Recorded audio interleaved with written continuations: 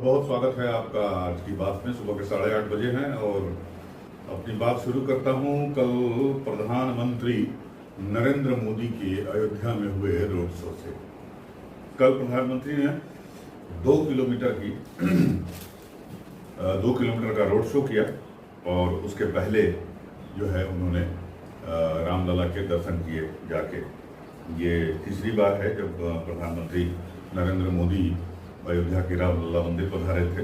पहली बार जब शिलान्यास हुआ था, दूसरी बार जब प्राण प्रतिष्ठा हुई और तीसरी बार आज वो फिर दर्शन करने आए।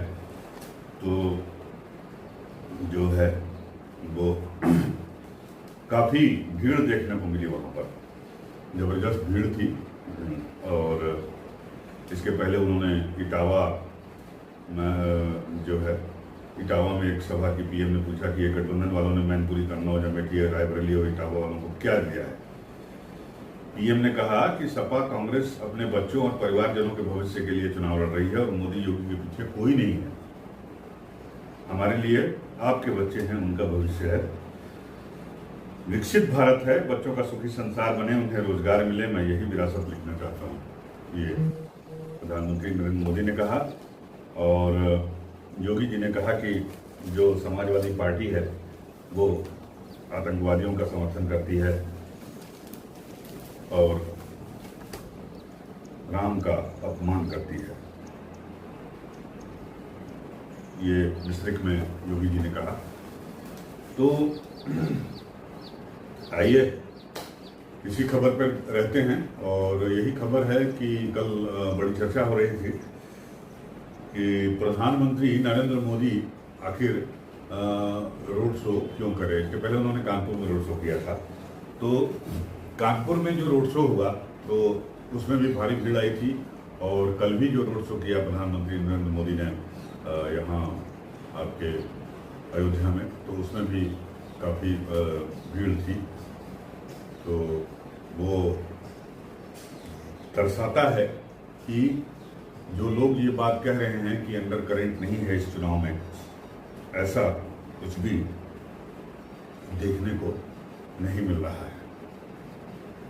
अब कुछ लोग ये भी सवाल उठा रहे हैं कि अयोध्या क्यों गए, क्यों जाना पड़ा प्रधानमंत्री नरेंद्र मोदी को, क्यों जो है उनको वहाँ रामलला के दर्शन करना पड़ा, राम के नाम का आसरा क्यों लेना पड़ा। अरे भाई, तो प्रभु हमारे राम हमारे आराध्य हैं, आस्था है, हमारे आस्था के प्रतीक हैं। तो उसमें तो अगर कोई वहाँ दर्शन करने जाता है तो उसमें कोई बड़ी बात नहीं होनी चाहिए। हालांकि 2 चरण के चुनाव के बाद अब जो तीसरा चरण का चुनाव होने वाला है, इटावा, मैनपुरी, कन्नौज और इन सब एरियाज में 9 सीटें हैं। तो कल जो रोड शो किया प्रधानमंत्री नरेंद्र मोदी ने, उस रोड शो के जरिए उन्होंने इन सारे सीटों पर समीकरण साध लिए। राम मंदिर बना, राम मंदिर में रामलला की प्रतिष्ठापना हुई एक लंबे इंतजार के बाद। तो इस बात का एहसास लोगों में है। और 2 चरण के चुनाव के बाद मुझे लगता है कि कुछ ऐसा लगा है बीजेपी को कि राम मंदिर का जो माहौल 22 जनवरी और उसके आसपास जो बना था, तो वो माहौल अब नहीं रह गया है। तो शायद जो लोगों के अंदर आस्था है उसको और ऊपर उठाने के लिए, उसे और जागृत करने के लिए मुझे लगता है कि प्रधानमंत्री नरेंद्र मोदी जो है वो कल अयोध्या गए और वहाँ उन्होंने रामलला का दर्शन किया और उसके बाद उन्होंने रोड शो किया। और रोड शो करके ये दर्शाने की कोशिश की कि भाई देखिए, हमारी पार्टी जो है, हमारी पार्टी राम जी के साथ हमेशा खड़ी थी, खड़ी है और खड़ी रहेगी। 3 बड़े मुद्दे थे बीजेपी के, और वो 3 मुद्दों में से 2 मुद्दे कंप्लीट हो चुके हैं बीजेपी के। और वो हैं 2 मुद्दे जो कंप्लीट हुए हैं। 3 मुद्दे जो बड़े थे वो थे राम मंदिर, 370 और कॉमन सिविल कोड। तो 370 हट गया, राम मंदिर बन गया। ये दोनों जो वादे थे बीजेपी ने अपने पूरे कर लिए। एक कॉमन सिविल कोड की बात हो रही है। तो कॉमन सिविल कोड के लिए भी बीजेपी को प्रचंड बहुमत चाहिए। इसीलिए शायद पीएम मोदी ने इस बार 400 के बार 400 पार का नारा दिया है, ताकि जो है वो कॉमन सिविल कोड, एक देश एक कानून, वन नेशन वन इलेक्शन, ये जो दो बड़े नारे उन्होंने दिए हैं, और सिटीजनशिप वाली कानून है उसको प्रचंड रूप से लागू करने के लिए।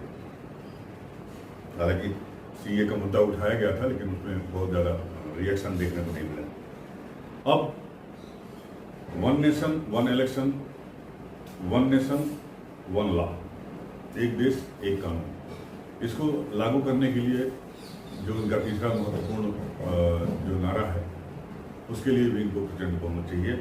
और प्रचंड बहुमत की जब बात आती है तो वोटिंग की बात करनी जरूरी हो। वोटिंग की बात इसलिए करनी होगी क्योंकि प्रचंड बहुमत के लिए प्रचंड वोटिंग का भी होना बड़ा ज़रूरी है, लेकिन ये देखने को नहीं मिला पहले फेज में और दूसरे फेज में। हालांकि 2 दिन पहले इलेक्शन कमीशन की एक रिपोर्ट आई थी, फाइनल उनका वो डाटा आया था, जिसमें करीब 65-66% के आसपास जो है वो कह रहे थे कि ये वोटिंग हुई है दूसरे चरण में, जो जैसा कहा जा रहा था कि 7% 8% कम हुआ है, उससे कहीं है 3 या 4% पिछली बार से कम हुई है। फिर भी 3-4% जो है ये डिसाइसिव होता है। 3% या 4% वोट ही फ्लोटिंग वोट होता है, जो ऐन चुनाव के वक्त जो है वो शिफ्ट होता है, चाहे इधर चाहे उधर। तो एक तरह से इसे डिसाइसिव वोट कह सकते हैं। तो ये देखकर मुझे ऐसा लगा कि शायद बीजेपी के जो थिंक टैंक है उनको लग रहा है कि कुछ थोड़ा सा राम का पुट नहीं डाला जाएगा तो वोटर्स में जो है एनर्जी नहीं आएगी, वोटर में आग नहीं है, उसके अंदर से आग नहीं जागृत होगी। अगर नहीं होगी तो वो बाहर नहीं निकलेगा, वोट नहीं डालेगा। तो मुझे लगता है कि वोटरों को जगाने के लिए, वोट परसेंटेज बढ़ाने के लिए भी इस तरह के कार्यक्रम होने, जैसे कल पीएम मोदी ने वहाँ पर किया, ये होने ज़रूरी है। तो इसी के मद्देनज़र मुझे लगता है कि जो राम को लेकर आस्था है लोगों में, राम को लेकर जो भावना है लोगों में, उसे बनाए रखने के लिए, उसे जागृत करने के लिए पीएम मोदी ने ये रोड शो किया है। और इसमें कहीं कोई गलत नहीं है। हर पार्टी अपने अपने हिसाब से अपने अपने वोटरों को, अपने अपने वोट बैंक को जो है साधने की कोशिश करती है। तो बीजेपी अगर इस तरह का कर रही है, राम के सहारे जो है, अगर वो ये चुनावी वैतरणी पार करना चाहती है तो वो करेंगे, राम जी बेड़ा पार। इसमें दिक्कत क्या है? मुझे नहीं लगता कि इसमें किसी को कोई दिक्कत होनी चाहिए कि धर्म जो है वो आस्था का वो होना चाहिए। भाई आप उनके धर्म का ख्याल करने को तैयार हो, आप उनके लिए शरीयत ला लागू करने को तैयार हो, तो बाकी देश की 80% जनता के लिए अगर मोदी बात कर रहे हैं तो इसमें मुझे नहीं लगता कि कोई बुराई है या कुछ भी है। तो ये तो होना ही चाहिए। बात करते हैं योगी जी की।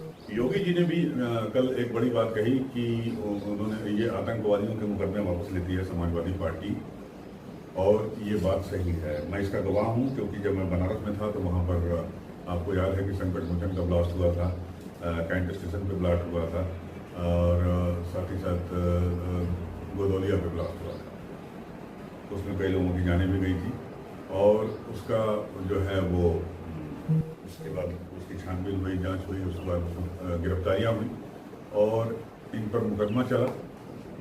उसके बाद लखनऊ में भी ब्लास्ट के सिलसिले में बाराबंकी से अरेस्टिंग हुई। ब्रिजलाल जी उस समय डीजी हुआ करते थे और उनके नेतृत्व में ये सब किया गया। और जब सरकार बदली, मायावती की सरकार गई, तो ब्रिजलाल को हटा दिया गया, और उसके बाद जो है नए डीजीपी बने, और उसमें जो है सरकार ने धीरे धीरे इनके मुकदमों को वापस लेना शुरू कर दिया। और हालांकि इसमें वो सफल नहीं हो पाए, हाईकोर्ट ने इस पर रोक लगा दी। तो इस चीज़ का उल्लेख किया योगी आदित्यनाथ ने, आपको पता है।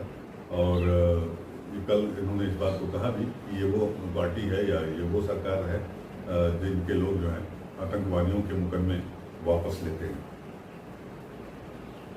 तो साथ ही साथ योगी जी ने ये भी कहा, और बार बार इस बात को कह रहे हैं कि जो है जो माफिया हैं उनके घरों पर ये लोग संवेदना प्रकट करने जाते हैं। तो एक तरह से मैसेज देने की कोशिश होती है कि हम आपके साथ खड़े हैं, आपका धर्म कुछ, आपका जो है कर्म कुछ भी हो, काम कुछ भी करते हो आप, लेकिन हम आपके साथ हैं, सही गलत जो भी करें हम आपके साथ हैं। तो ये एक मैसेज देने की कोशिश की रही है, जिसका उल्लेख हमारे मुख्यमंत्री योगी आदित्यनाथ बार बार कर रहे हैं। तो सही भी है कि किसी भी तबके को, चाहे हिंदू हो, मुस्लिम हो, सिख हो, ईसाई हो, उसे वहीं तक सपोर्ट करिए, उनका वहीं तक संरक्षण करिए जहाँ तक जायज़ है।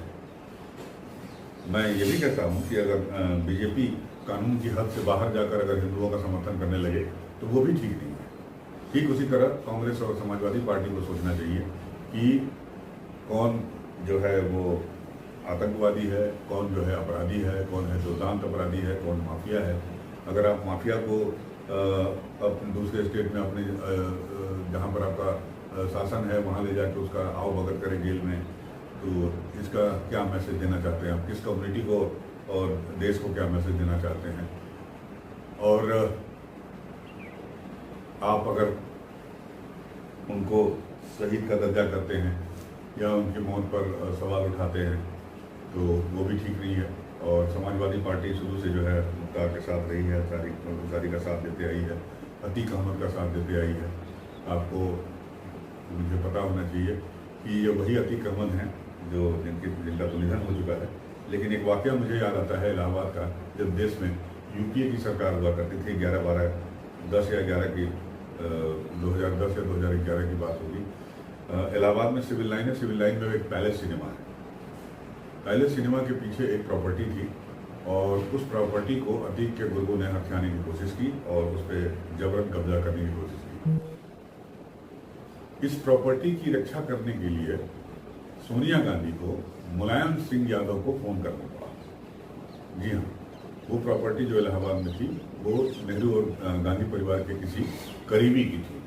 उसने जब 10 जनपद में बताया और 10 जनपद से जब मुलायम सिंह यादव के पास फोन आया तब जाके मुलायम सिंह यादव ने अतीक अहमद को कहा कि भाई तुम वहाँ से हट जाओ, अपने आदमियों को वहाँ से हटा लो, नहीं तो मुझे एक्शन लेना पड़ेगा। उसके बाद जो है उसकी प्रॉपर्टी बची। तो आप सोच सकते हैं कि किस हद तक जो है समर्थन था मुख्तार और अतीक को इनके जो क्षेत्रीय पार्टियाँ हैं या समाजवादी पार्टी है, चाहे बहुजन समाज पार्टी है, इनके द्वारा किस स्तर पर जो है उनको समर्थन दिया जाता था। तो निश्चित रूप से अब ऐसा सिनारियो नहीं है और योगी जी जो हमारे हैं वो इस तरह की किसी भी गुस्ताखियों को बर्दाश्त नहीं करते। गोल्डर बाबा के रूप में फेमस हैं, आपको तो पता ही है कि किस तरह से जो है अगर कोई भी जो है गरीबों की या मजलूमों की संपत्ति पर कब्जा करता है, प्रॉपर्टी पर कब्जा करता है, तो उसके साथ क्या व्यवहार किया जाता है। तो तीसरे चरण के लिए चुनाव प्रचार थम चुका है। अब कल जो है वोट डाले जाएंगे और कल जिन इलाकों में वोट डाले जाएंगे वो काफ़ी क्रूशियल हैं। और एक तरह से देखा जाए तो समाजवादी पार्टी के गढ़ हैं, इटावा है, मैनपुरी है, कन्नौज है, ये सब जो ज़िले हैं वहाँ पर काफ़ी कुछ जो है समाजवादी पार्टी की इज्जत दांव पे लगी हुई है। और बीजेपी के सामने चुनौती है कि वो किस तरह से, जैसे अपना परचम पिछली बार लहराया था, पहली बार लहराया था पहले चुनाव में, तो 2014 में उसी तरह जो है इस बार भी लहराए। तो साथ ही साथ मैं आपसे अपील करना चाहूँगा, जो भी लोग हमारे इस चैनल को देख रहे हैं या जो लोग हमसे जुड़े हुए हैं या बाद में जुड़ेंगे, तो उन सभी को मेरा नमस्कार और करबद्ध निवेदन है कि आपके इलाके में अगर मतदान हो रहा है, वोटिंग हो रही है, तो आप वोट करने जरूर जाएं। दोपहर में नहीं जा सकते तो कम से कम सुबह चले जाइए, सुबह नहीं जा सकते तो कम से कम शाम को चले जाइए, लेकिन वोट अवश्य दें, मतदान अवश्य करें, ताकि देश में एक स्थिर और मजबूत सरकार की स्थापना हो सके, जो इस देश की रक्षा करने में, हमारी आपके लिए विकास योजना तैयार करने में, उसे ज़मीन पर उतारने में कामयाब हो सके। आपसे इतनी ही गुजारिश है, बने रहिएगा हमारे साथ। मिलते हैं आपसे अगले वीडियो में। बहुत बहुत धन्यवाद। नमस्कार।